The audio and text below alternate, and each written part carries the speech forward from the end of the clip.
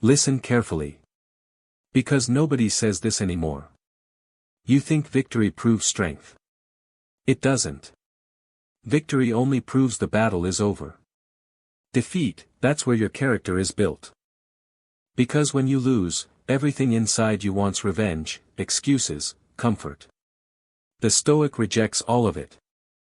You have to remember, the world is not designed to comfort you, to reassure you, or to make sure your efforts are rewarded with fairness, applause, or understanding. It is designed to test you. Expose you, and eventually strip away every illusion you have about yourself. And sooner or later, it will make you lose. Stoic studies the failure. And when he finally wins, he doesn't celebrate. He sharpens the blade again. And in that moment, you will discover what kind of man you actually are. Losing has a very particular sound. It is not the noise of defeat itself, because defeat is silent. The real noise begins afterward, when your mind starts scrambling desperately to protect your ego, inventing explanations, excuses. Narratives that allow you to walk away from the wreckage without having to admit the most uncomfortable truth a man can face. That truth is simple. You were not ready. You were not strong enough. You were not disciplined enough. And most men will do almost anything to avoid saying those words. They will blame the system, the timing, the circumstances, the betrayal of others, the randomness of life itself. But 2,000 years ago Epictetus already exposed this weakness when he wrote that men are disturbed not by events themselves, but by the judgments they attach to them. Loss is an event. Humiliation is an interpretation. Pain is a message. And if you are strong enough to listen instead of complain, loss becomes something rare and extremely valuable. It becomes a perfect mirror. Loss is the only honest teacher. Victory lies to you. Praise lies to you. Comfort lies to you. But loss is brutally honest. Loss does not flatter you, it does not soften its conclusions, and it certainly does not care about protecting your pride. It simply exposes every weakness in your structure the way a storm exposes the cracks in a building that looked perfectly solid on a calm day. Suddenly you see everything clearly. Where you became complacent. Where you relied on talent instead of discipline. Where you confused confidence with arrogance. Where you stopped preparing because you believed you had already earned your place. And the moment you see those cracks, you face the most important decision a man can make. You can either protect your ego, or you can sharpen yourself. Because you cannot do both. Marcus Aurelius wrote a sentence that has survived nearly 2 millennia because it contains a truth most people spend their entire lives avoiding. The obstacle becomes the way. The obstacle forces you to slow down. The obstacle forces you to study the damage. The obstacle forces you to rebuild with greater precision. But rebuilding is not heroic. Rebuilding is quiet. It happens in empty rooms, during long nights when nobody is watching, when the excitement of ambition has disappeared. And all that remains is the cold discipline of improvement. This is where men either disappear or transform. Because learning from defeat requires a level of honesty that most people will never tolerate. It requires sitting in front of the evidence of your own limitations, and calmly dissecting them, piece by piece, without rage, without denial. Without the comfort of pretending you were simply unlucky. And if you can do that long enough, something changes. You become sharper. Not louder. Not angrier. Sharper. Like a blade that has been hammered, heated, and hammered again until weakness has nowhere left to hide.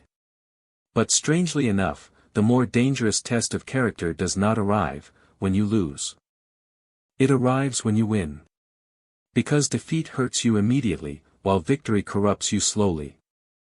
Victory is intoxicating in a quiet and seductive way, whispering to you that the struggle is over, that your discipline can relax, that your success proves something permanent about who you are. And if you listen to that whisper long enough, it will destroy you more effectively than any failure ever could. You win once, and suddenly you begin believing, you are different from other men. You succeed once, and suddenly the rules you followed so carefully no longer feel necessary. You climb higher, and without noticing it you start looking down at everyone else. That moment, when success transforms into arrogance, is the exact moment your fall has already begun. This is why Seneca warned that fortune has a unique ability to blind those who believe they deserve it. Success removes friction. It removes urgency. It removes the quiet hunger that originally forced you to grow. And without that hunger, men soften. Humility is the only protection against success. Humility is often misunderstood as weakness, as if staying grounded somehow means lowering yourself or diminishing your achievements. In reality, humility is the highest form of control. It is the discipline of remembering that victory does not make you invincible, that praise does not make you wiser, and that today's success can evaporate tomorrow without asking for your permission. Consider Marcus Aurelius, a man who possessed absolute authority over one of the most powerful empires in human history, yet spent his private moments writing reminders to himself that he was mortal, temporary, and no more important to the universe than the millions of people who lived and died unnoticed. If a man with that level of power needed to remind himself not to become arrogant, imagine how quickly success can poison an ordinary mind. Victory tests something far more dangerous than strength. It tests your ego. Because ego is patient. Ego does not scream like pain. It whispers. It convinces you that you have already proven enough, that you have already suffered enough, that you have already earned the right to slow down. And when you believe that voice, improvement stops. The discipline fades. The sharpness dulls. And by the time you realize what happened, someone hungrier is already replacing you.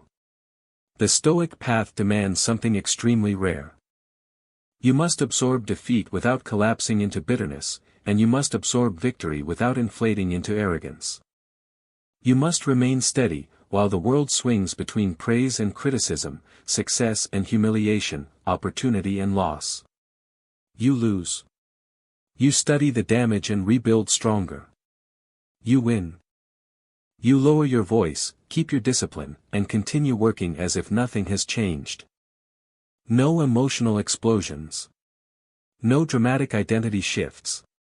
Just controlled forward movement. Because in the Stoic view, the scoreboard does not define the man. His conduct does.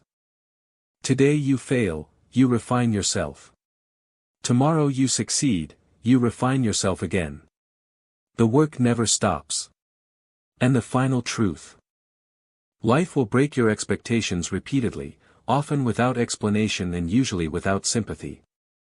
It will expose your weaknesses through defeat, and it will tempt your ego through success, forcing you to confront the two forces that destroy most men, despair and arrogance.